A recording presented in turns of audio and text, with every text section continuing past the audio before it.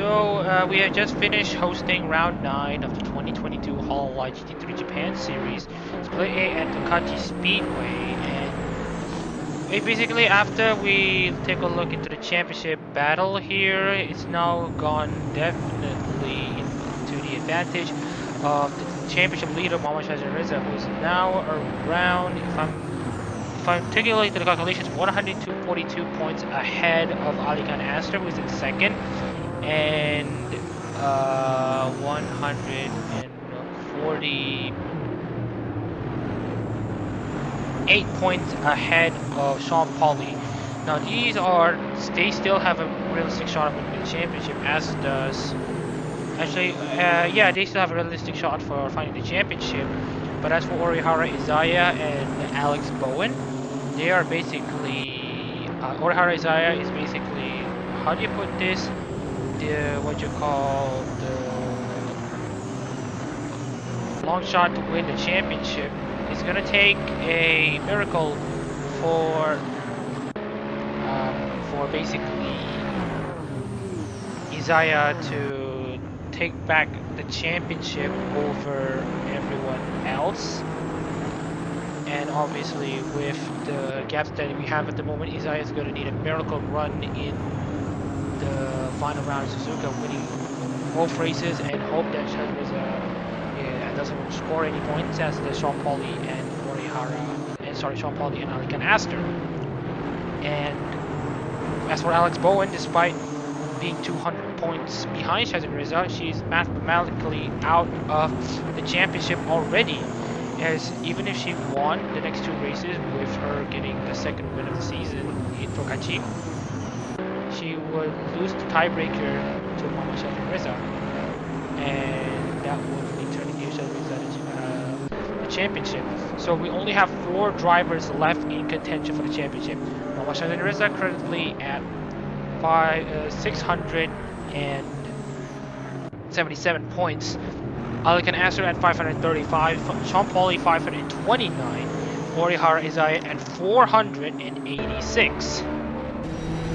So for these 3 championship contenders to win the championship, they need to pray and hope that Shazreza has gone through some troubles in the final round of Suzuka in order to have any meaningful chance of winning the championship.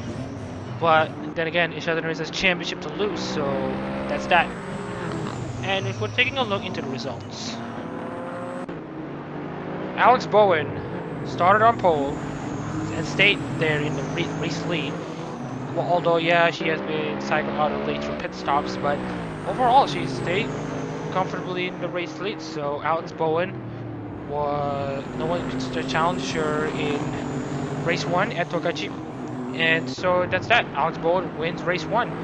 And if we'll take a look at qualifying, Orihara Izaya also qualifying in the front row, doesn't make use of the start, stays second as well.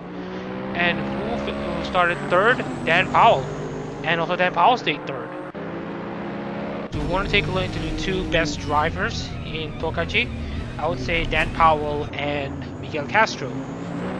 And despite Dan Powell only winning 1 race as does Alex Bowen, Dan Powell stayed within the podium places for basically the entire round. Miguel Castro had a top 5 car basically the entire round, and basically gets himself back up in the top 10 as it stands. And as for the championship contenders, Adak-RMS scores outside the points in race 1, but manages to finish 5th in race 2. So that's good for Aster, but not good enough to beat Shazreza just yet. Sean Pauly was also out of the points in race 1, finished 13, but finished on the podium in race 2 ahead of Shazreza, so managed to steal points away from Adak-RMS and Shazreza. So Sean Pauly being only just under 150 points behind Shazrin and also Adak-RMS, they have a good shot. They have a chance to battle Shazreza for the championship, but Shazreza needs to mess both races in order for them to have a meaningful shot. As for Orihara Izaya, he is the wild card, dark horse championship contender. He's nearly 200 points back on Shazin Reza, and if he doesn't get himself below 100 points to Shazin Reza come the final race in Suzuka, he will be out of championship contention. And also, we talked about how Alex Grant was there. Well, Alex Grant was there, but he's not there enough for him to stay within championship contention. And as such, we talked about drivers who are out of championship contention already. From Alex Bowen to Daniel Bolatev, which includes Dan Powell in 6th, Alex Grant 7th, Miguel Castro 8th, Yosa Hernandez 9th, Lorenzo Ricky 10th, and Mama Zohair, who obviously dropped down to 11th after a poor run once again, stays just around the top 10, just hovers in the bottom part of the top 10. Then we have Andrew Tacos led, Mashaka Reza, and Kate Garcia in 14th. And also Daniel Bolatev was currently sitting in last place, so these drivers are already out of championship contention. So we're going to take a look into some of the incidents in this race.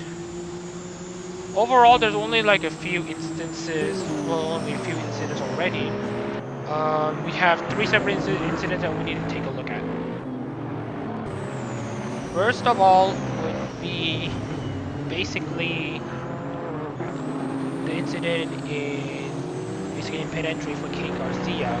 Kate Garcia was last in qualifying for race 1 and stayed at the back and manages to basically stay there due to her messing up with the pit entry as a Lexus driver. She basically messed up the pit entry, goes a bit way too hot there, and turns in way too early on the Lexus. And basically had to pay the price. She's out of the race due to damaged suspension. But that's not the only incident of the day so far. We also have Alex Bowen, who basically had a messy entry into pit lane, making the same mistake as Garcia on race 1, on race 2 there, Alex Bowen, and basically put her out of contention after winning the previous race in race 1. But then that's not the biggest incident yet. But first of all, we need to talk about Lorenzo Ricci as well.